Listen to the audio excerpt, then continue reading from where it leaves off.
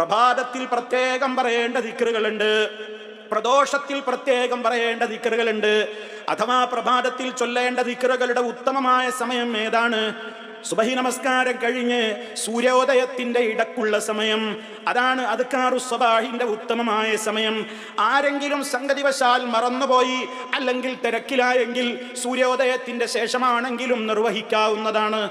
അതേപോലെ പ്രദോഷ പ്രാർത്ഥന, വൈകുന്നേര പ്രാർത്ഥനയുടെ സമയം എപ്പോഴാണ്? അസ്ർ നമസ്കാരത്തിന്റെയും മഗ്രിബ് നമസ്കാരത്തിന്റെയും ഇടക്കുള്ള സൂര്യൻ അസ്തമിക്കുന്നതിന്റെ തൊട്ട് മുമ്പുള്ള സമയമാകുമ്പോൾ ഏറ്റവും ശ്രേഷ്ഠകരമായി ആ സമയത്തിന്റെ ഇടക്കാണ് മസായിലെ ദിക്റുകൾ ചൊല്ലേണ്ടത്. നേരത്തെ പറഞ്ഞതുപോലെ ആരെങ്കിലും ഏതെങ്കിലും വിധത്തിൽ സമയമില്ലാത്തത് കൊണ്ടോ മറ്റ് തിരക്കുകൾ കൊണ്ടോ സാധ്യമായില്ലെങ്കിൽ ഇതിന്റെ സമയം കഴിഞ്ഞല്ലോ ഇനി ചൊല്ലിക്കൂടാ എന്നൊന്നും വിചാരിച്ചുകൊണ്ട് അത് ക്യാൻസൽ ചെയ്യരുത്.